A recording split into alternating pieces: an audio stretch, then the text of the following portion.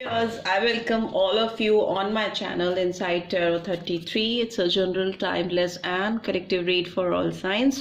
So आज की read में सबसे पहले जो भी व्यूअर्स देख रहे हैं उनके पर्सन की एनर्जी क्या है इस वक्त देखते हैं। क्या किस एनर्जी में है आपके पर्सन। तो टाइमलेस रीड है, कभी भी आप इस रीड तक पहुंचोगे आपको गाइडेंस देगी। Angel of balance and action का कार्ड आया है। तो 12 नंबर दिसंबर मंथ और 3 नंबर मार्च मंथ और अगस्त मंथ 17 नंबर आप लोगों के लिए इम्पोर्टेंस रख सकता है, आपके पर्सन के लिए डेफिनेटली रख सकता है। I need one more card, एक कार्ड और चाहिए मुझे। किस एनर्जी में है? ओके, ब्रोकन हार्ट नंबर 9 सितंबर मंथ भी इम्पोर्टेंस रख सकता है। I think I'll take out few more cards. मैं जो कार्ड्स एक्सप्लेन करने होंगे वो करूँगी।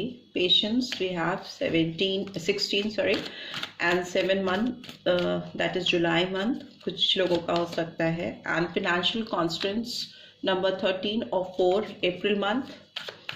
And what do we have finally? Okay, 5th chakra archangel Gabriel number 39 or 12 or 3, that is again December and March month. And bottom of the deck we have the thinking man 46 number 10 or 1 October और January month। ठीक है, ये months और ये numbers कुछ हैं जो significant हो सकते हैं आपके लिए या आपके पर्सन के लिए। सो इस पर्सन की फीलिंग्स की बात करें, इनके दिमाग में जो चीज़ें चल रही हैं उनको देख के मुझे ऐसा लगता है कि ये पर्सन आपके साथ कहीं ना कहीं बैलेंस सीख कर रहे हैं। इनको चीज़ें बैलेंस आउट करनी है। Angel of balance first card है and finally we have got thinking man overall energy. ये पर्सन किसी भी तरीके से, जो भी इंसान है, मेल फीमेल जो भी है, डजेंट मैटर, इनको लगता है कि इनको आपकी तरफ एक्शन लेना चाहिए। It's high time now because उनका दिल तड़प रहा है अभी आपके लिए। They are in very hurtful situation. Broken heart का कार्ड है, बहुत तकलीफ में है, बहुत इन्होंने कुछ एक्ट्स ऐसे किए हैं पास्ट में, बिकॉज एक्शन का कार्ड फॉलो कर रहा है ब्रोकन हार्ट, जो दिखाता है कि कहीं ना कहीं ये पर्सन खुद में पास्ट में आपके साथ इस रिश्ते में बैलेंस नहीं क्रिएट कर पाए। यू नो, कहीं ना कहीं एक क्लियर पिक्चर नहीं बना पाए आप दोनों के रिश्ते की, एक क्लैरिटी ऑफ थॉट आपको नहीं दे पाए, इस रिश्ते को नहीं दे पाए, जिसकी वजह से इस पर्सन ने ना बैलेंस बना पाए ना ही कोई प्रॉपर एक्शन ले पाए इस रिलेशनशिप की ओर। सो अभी ये पर्सन बहुत तकलीफ में है, यू नो, अपने खुद के एक्ट्स की वजह से और अपनी जो भी हरकतें की इन्होंने या करी हैं टिल नाउ, उससे इस समय इस पर्सन का हार्ट अब हर्ट कर रहा है, उनको तकलीफ दे रहा है। और मुझे लगता है पर्सन पेशेंस के साथ, एक स्टेबिलिटी के साथ, एक पीसफुली अपने दिमाग को सॉर्टेड कर रहे हैं, शांत कर रहे हैं कि कैसे इन्हें आपकी तरफ नेक्स्ट स्टेप लेना है। बहुत सोच रही हैं, बट यहाँ पे मेल एनर्जी है, थिंकिंग मैन की एनर्जी है। We only read energies in tarot, right? So मैं कहते करती हूँ, तो इट डजेंट मीन कि कोई मेल है, फीमेल भी हो सकती है। ठीक है, फिनेंशियल कॉन्स्टेंट्स हैं, तो हो सकता है इनके अपनी ज़िंदगी में कुछ चैलेंजेस चल रहे हों जिसमें इनका करियर प्रायोरिटी हो सकता है, एजुकेशनल चैलेंजेस हो सकते हैं जिसमें फोकस बहुत ज़्यादा लगा हुआ है और इनको लग रहा है कि इनके अंदर का जो ज्ञान है या इनके पास की जो फिनेंशियल कंडीशन है, इनके पास का जो पैसा है या जो चीज़ें, उसको अभी बढ़ाने की ज़रूरत है, उसको अपलिफ्ट करने की ज़रूरत है, उस पर इनका फोकस बहुत ज़्यादा है। Because as you can see ये तिजोरी खुली है और ये कहीं ना कहीं खाली है। सो इन्होंने मे भी कहीं पे ऐसा इन्वेस्ट किया है, यहाँ पे जहाँ पे भी चीज़ें लगाई हैं, इन्वेस्टमेंट किया है, उसमें उतना प्रॉपर रिटर्न नहीं हो रहा है, जिसकी वजह से इन्होंने जो चीज़ें लगाई हैं वो फंस गई हैं, उससे भी काफ़ी परेशान है ये पर्सन, स्ट्रेसफुल सिचुएशन में है। बट ये सारी सिचुएशन एक तरफ और आपके बारे में सोचना एक तरफ, ये इनका फेवरेट पास टाइम भी आप कह सकते हो। बिकॉज ये कभी भी अकेले होते हैं या अकेली होती हैं तो they always think about you. Because हो सकता है आपकी कोई पिक्चर हो इस पर्सन के पास में, कोई फोटो हो सकती है या कहीं से भी ये person they just peep into your life और वो आपको देखते हैं या देखती हैं, एडमायर करते हैं और वो ही उनका रिलैक्सिंग टाइम होता है जो उनको शांत करता है, पीसफुल करता है, और उनको लगता है कि कैसे वो अपनी ज़िंदगी में आपको वापस लेके आ सके, विक्ट्री लेके आ सके. Number 28 again number 1 and 10, both numbers reveals कि ये दोनों नंबर बैक टू बैक दिखाते हैं कि शुरुआत किसी ओल्ड साइकिल का एंड और एक फ्रेश बिगनिंग. नंबर 1 हमेशा एक नई शुरुआत को दिखाता है, और वो इस शुरुआत को करना ही नहीं चाहते हैं बल्कि उसमें जीत चाहते हैं, विक्ट्री चाहते हैं, क्राउन कहीं ना कहीं आपको अपने सर पे जैसे किसी की बहुत इज्जत करना, किसी को बहुत रिस्पेक्ट देना, तो वो वाली सिचुएशन मुझे दिखाई दे रही है इस पर्सन की. And finally we have got fifth chakra archangel Gabriel. तो they want to speak out their true feelings in front of you. उनका जो थ्रोट चक्रा है वो शायद अटक सा जाता है. ये जहाँ तक आपके सामने आकर अपनी गलतियों को या अपनी सच्चाई को या जो भी सिचुएशन है आप दोनों के बीच में पास्ट में जो एडवर्स है कहीं ना कहीं, उसको अगर ये सामने से आके एक्सेप्ट करें, बोलें, कम्युनिकेट करने की जहाँ तक बात है, तो they really need to heal their fifth chakra, that is throat chakra. इनको थ्रोट चक्रा पे काम करने की ज़रूरत महसूस हो रही है क्योंकि इनको लग रहा है कि इनको बहुत ज़्यादा कुछ बोलना है. अब सोचने से काम नहीं चलेगा, आपको देख करके सोचते रहना या इमेजिनेशन करना, उससे काम नहीं चलेगा. तो अगर इनकी ट्रू डीप फीलिंग्स की बात करें तो they are really hurt right now, they really want to take action. वो आपकी तरफ बढ़ के बैलेंस आउट चीज़ों को करना चाहते हैं, जो उन्होंने गड़बड़ की है उसको सुधारना चाहते हैं, बट पेशेंस के साथ एक राइट मूवमेंट में आपकी तरफ बढ़ेंगे.